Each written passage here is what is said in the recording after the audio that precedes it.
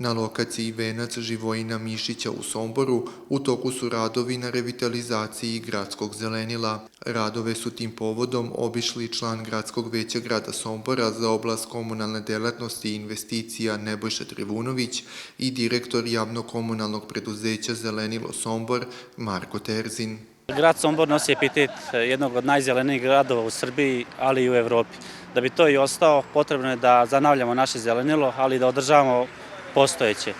Jer svi znamo da nije dovoljno samo posaditi drvo, već je bitno o njemu se odgovorno voditi i računa.